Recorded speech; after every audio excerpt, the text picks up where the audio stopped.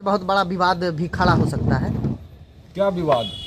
मैं कोई समाज से भी समाजसेवी बालकृष्ण हैं यादव और ने ये जो है अंग वस्त्र को देकर सम्मानित किया। दे करके सम्मानित किया और ये इनसे रहा नहीं गया। अब तो इनका किया।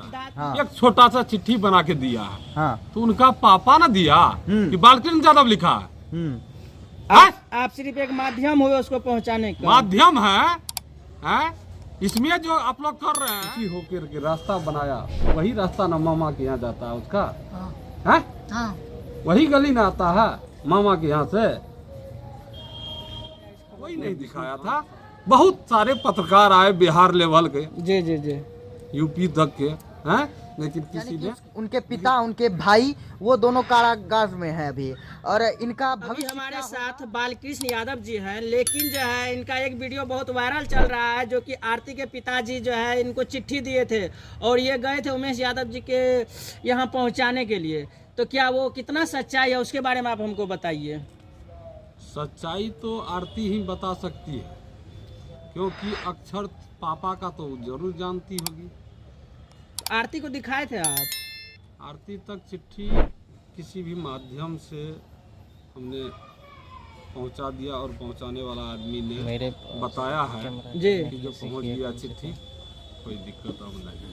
आरती तक वो चिट्ठी पहुंच चुका है। कन्फर्म। अगला सवाल बताइए। अच्छा, आपका अपना पूरा परिचय दीजिए। बालकृष्ण यादव, अररिया हम्म। जिला कामगार कांग्रेस अध्यक्ष। जब से आप चिट्ठी लाए हैं लगातार आप विवादों के घेरे में घिर चुके हैं और केस में बहुत बड़ा बदलाव आ चुका है।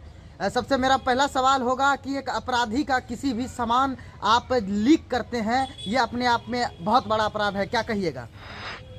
अपराधी? कैसा अपराधी?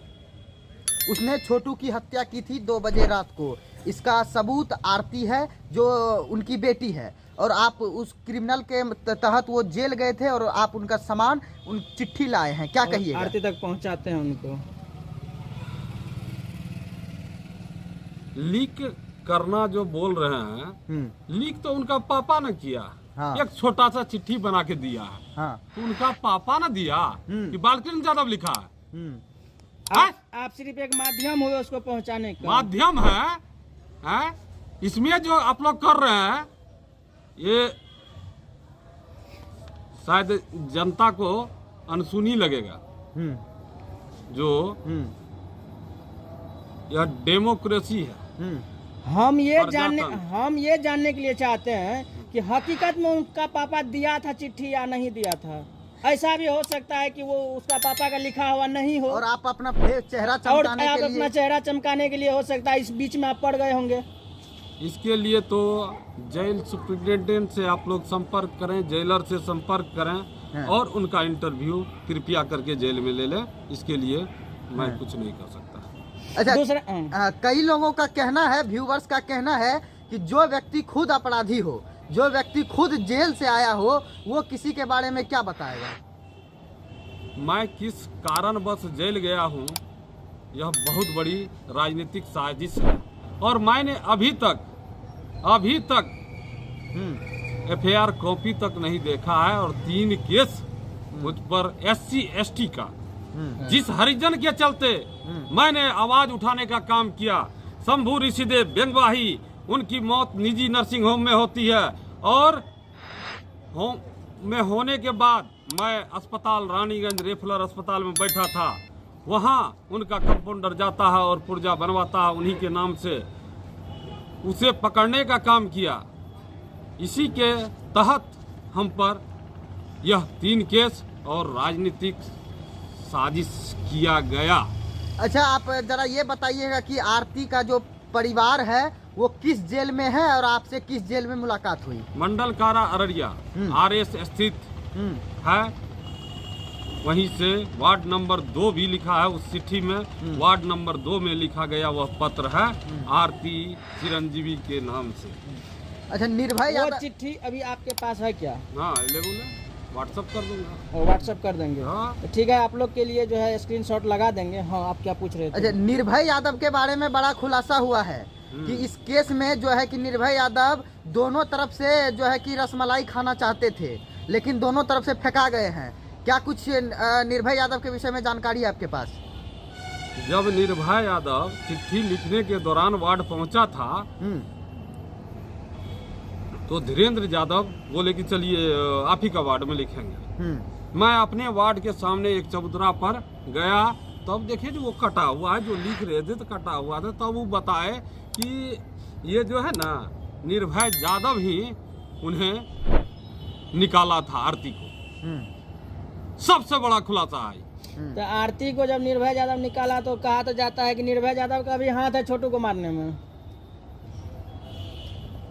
ये बात हम कैसे कह देंगे? हाँ लेकिन यही नहीं, ये बात हम कैसे कह देंगे जो बात हम नहीं जानते, जिस धरातल पर आज तक उतरा नहीं। ये बात कहना है छोटू जी के पिता का कि निर्भय यादव का भी हाथ है ना। ये बात छोटू यादव का उसका पापा हमको नहीं बताया। अच्छा चलिए उससे आगे की बात है। अच्छा, जब आप चिट्ठी देने जाते हैं तो उमेश यादव ने आपको अपने दरवाजे से खाली हाथ लौटा दिया, आखिरकार क्यों? क्या राज है उस चिट्ठी का? आखिरकार चिट्ठी में कुछ ऐसा तो जरूर है जो आरती तक पहुंचने नहीं दिया उमेश यादव ने? लगभग पेपर में निकला था कि परिजनों की सहमति, तो यहाँ कौन सा सहमति था? कोई सहमति तो नहीं था उमेश यादव को, जो उसका परिवार को बुला करके इसका दोनों को मिला करके शादी हुआ है, वो तो नहीं हुआ था ना। यही बात उमेश यादव साबित कर दिया, सीधा बात जारी है कि जो परिजनों की सहमति नहीं था। हाँ, और छोटू जो मरा उसका दुश्मनी अभी तक गया नहीं। मैंने मेल मिलाप की भी बात की, उसमें थोड़ा सा देखे नॉर्मल था उमेश यादव, लेकिन अब शशिकांत उसका भाई विष्णुकांत जी हमारे आज आवास पर आए हैं। बिल्कुल बिल्कुल, जिसका मैं बुला लीजिए अंग वस्त्र मंगाया है और उन्हें प्रदान करूंगा और उन्हें घर पहुंचाने का काम करूंगा। कभी आप जो है इनके घर पहले से मिलने के लिए। हाँ, विष्णुकांत को पहले आप बुलाने दीजिए। अच्छा विष्णुकांत कहाँ, बुलाइए उसको। तब थोड़ा सा करेंगे 10 मिनट का। कुर्सी लाओ बना। क्या रहेगा बैठे।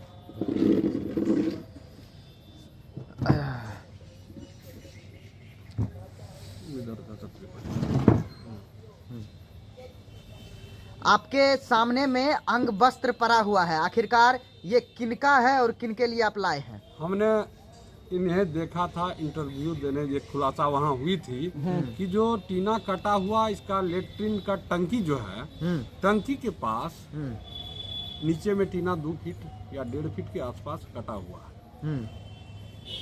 वह यह विष्णुकांत जी ने कहा कि कोई पत्रकार इन्हें नहीं देख पाया, भैया आप देख लिए। हम जब बताए कि देखो यह कब से कटा हुआ है, बोला पहले नहीं था कटा हुआ और आज तक हम देखो नहीं किए। आजकल तो हम मीडिया के डर से भागते हैं भैया। हाँ, तो कहे जो इसी हो करके तुम्हारा वह चोर को हो या क्या चोरी का तरह न घुसा, उसी होकर के रास्ता बनाया।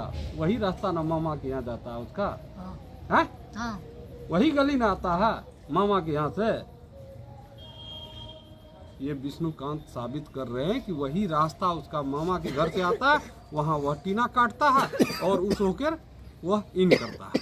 ओ, ये तो अभी तक कोई नहीं दिखाया इस खबर को। कोई नहीं दिखाया था। बहुत सारे पत्रकार आए बिहार लेवल के, जी जी जी, यूपी तक के हैं, लेकिन किसी ने नहीं दिखाया और हमने वह बात A to Z सही दिखाया। कभी नहीं गया था इसके घर पर। अच्छा, आप विष्णुकांत को अंग वस्त्र दे रहे हैं। हाँ, आपको नहीं लगता है कि इसके बाद बहुत बड़ा विवाद भी खड़ा हो सकता है? क्या विवाद? मैं कोई कमजोर आदमी हूँ? देख सकते हैं आप लोग, एक समाज सेवी है बालकृष्ण यादव जी, समाज सेवी है और ये जो है अंग वस्त्र को देकर सम्मानित किया, दे करके सम्मानित किया। और ये इनसे रहा नहीं गया। आप तो इनका माँ और दादी से भी मिलने के लिए गए होंगे, क्या उनके लिए भी कुछ सोचे होंगे? बैठ जाइए। वो खाने के लिए तरस रही है। बैठ जाओ विष्णुकांत। खाना खाने के लिए क्यों तरसेगी? लेकिन माथा से जी बेटा का प्यार और पति का प्यार वह तो छीन लिया प्रशासन ने। जी जी जी जी जी सबसे बड़ा सवाल प्रशासन पर रहता है। अच्छा, जैसा कि आप हमको बताइए कि विष्णुकांत का जो कमाने का स्रोत है, यानी कि उनके पिता, उनके भाई, वो दोनों कारागार में है अभी, और इनका भविष्य क्या होगा, जीवन यापन आगे कैसा होगा? सिर्फ कपड़ा पहनने से तो इनका पेट नहीं भर जाएगा, और बालकृष्ण यादव आगे क्या करेंगे इनके लिए?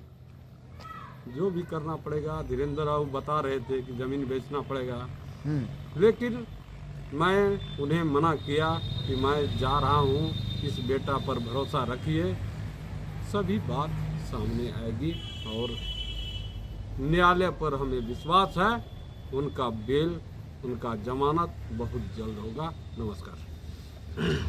चलिए, अभी यहाँ पे देख रहे थे विष्णुकांत को अंग वस्त्र प्रदान किए हैं, और आप देख रहे थे शतक motive live conference Balkrishna Yadav के आवास पर। जय हिंद।